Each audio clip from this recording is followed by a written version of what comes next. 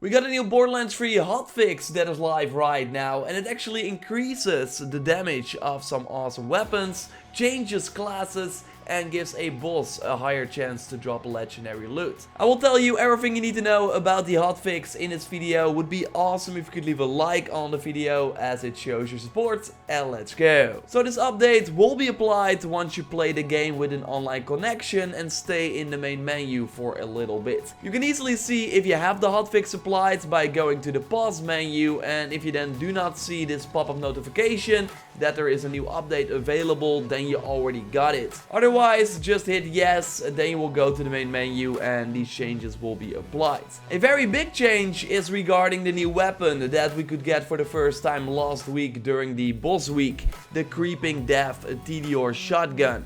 I made a video on how this weapon was actually nerfed before it even came out. Because the fact is that if you use this weapon while you play offline, so without the hotfix, then the damage in my case is 1119. While after the nerf it was only 320, making this weapon completely useless. Well, now with this hotfix they mentioned that this gun was buffed 200% plus damage. But the fun thing is that in the game it's actually way more. So my Creeping Death first had 320 damage, but now it has 1099. And that is mostly thanks to the fact that my minus 20% weapon damage was changed to plus 175%. So yes, we actually have a pretty fun TDR shotgun right now, where if you shoot the bullets on the ground, for example, and then on a reload, can send them onto a target. And it's pretty great against enemies that have a lot of armor, because this weapon has corrosive damage. The sad part is though that I'm not sure where you can get it right now. So during the boss week last week you could farm Aurelia, it was added to her loot pool, but I'm not sure if it's still there. So totally let me know in the comments down below if you still got this weapon after October 8th from Aurelia or maybe somewhere else. I would imagine that it's a world drop right now, so can drop from many chests or bosses in the game. So what I actually want to do is give mine away to someone who is playing on the PS4, as I'm playing on the PS4 as well. So just leave your PSN in a comment under my pinned comment, and then I will select a random person who I will email my gun to. Would be cool if you are a subscriber of the channel before you enter. And good luck. If this is something you guys like to see, then I might do it in future videos as well. Now let's move on to another weapon that was buffed, the Atlas Carrier Assault Rifle. That I find a ton of fun to use, because just like other Atlas weapons, it lets you mark an enemy and then your bullets will automatically fly to the target. But with this gun they also, after hitting the target, find other enemies and go hit them as well. It also is very powerful with the fadeaway combo from Flak, because they have like these huge bullets flying around, crits everywhere. It's pretty nice. First though, before this hotfix, the damage was not that great, but they actually improved it by 60%. Mine went from 336 to 537.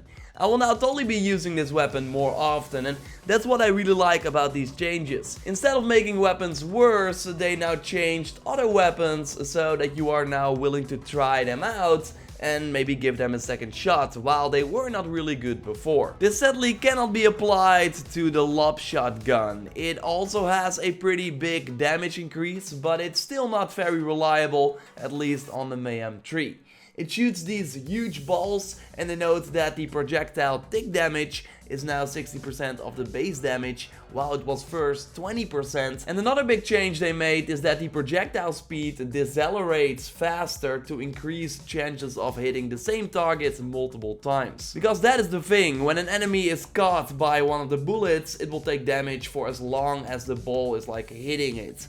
Pretty powerful against these armored robots, but not much against any other enemies in my experience. So yes, I would still say this gun is, even though it was buffed, pretty useless, but that is mostly because of the projectiles that it fires. Another gun that should be buffed is the Gunnerang TDR pistol. It should have a 20% damage increase, but by looking at the stats before the hotfix and then looking at the stats after the hotfix, I actually still see the same damage. So pretty weird, nothing has changed, at least right now. But I also think that even with the damage increase, the weapon is still not that powerful. Other interesting changes are for the long scopes on the Jacobs, COV and Dull assault rifles. They've been slightly reduced, so it should be easier to hit the targets. And we also have some changes for the anointed parts. For example, for Zane, first you could get a 75% extra damage after swapping with your Digi-clone, and now that's 130%.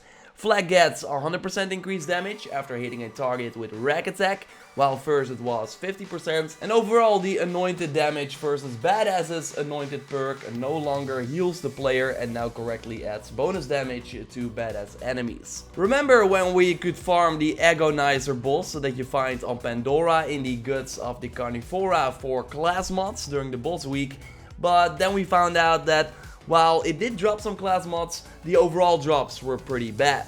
Well, they now namely fixed an issue with this boss and increased the amount of loot that you should get from this enemy. I tried it one time on Mayamo 3, got one legendary, still doesn't seem to be that good, but totally let me know if you farmed him more and got some nice weapons. They also addressed an issue with the Dynasty Diner quest that would potentially halt mission progress for some players, and they addressed a reported concern that some players fell through the floors in various boss areas. I think I had this once, and then you just die and have to restart the boss while it was not your fault. So glad that they fixed this. Then we also have some class specific changes for Flag. The Leave No Trace re-triggers now after 0.3 seconds. Instead of the 2 seconds delay they actually implanted with the recent hotfix. So while it is a buff, it's actually a correction of a nerf they did last week. But yeah, Flag players, including me, are of course pretty happy about this. They changed the Blood Ladder class mod for most, increasing the recharge delay by 150%, reducing the recharge rate by 50%. You actually see the item here before the changes, and we actually got some buffs for Amara as well. The Alacrity skill now awards a reload speed bonus per rank 2, and the Face Grasp now has a longer range and will no longer be on cooldown if you missed the skill. Overall, this is a great hotfix, giving us way more tools to play with thanks to the increased damage. While the previous weeks we mostly saw nerfs and class changes and stuff like that, but now more loot from one boss that was kind of lacking at this point, and some bug fixes and tweaks here and there. So yes, I totally applaud Gearbox for doing it like this. Of course they will continue to balance the game and we will see more changes in the future. Hopefully some other weapons that are kind of underpowered right now will see some buffs too. And by the way, while editing this video, the Gearbox CEO Randy Pitchford actually shared a new shift code that you want to enter for a new golden key.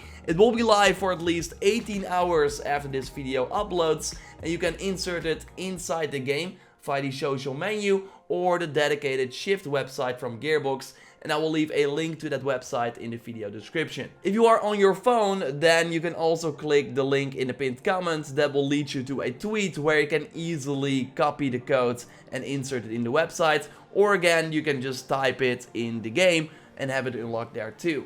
And then you of course want to do the unlimited golden key tactic. So you get an unlimited amount of these golden keys. I have a video explaining everything you need to know that you can watch by clicking on the screen, or I will link to it at the end of our golden chest opening. Of course, subscribe for everything Borderlands 3, like this video to support the channel, and as always at the end of a Borderlands 3 video, we want to see if Dennis and I can get some cool loot from the golden chest in Sanctuary 3.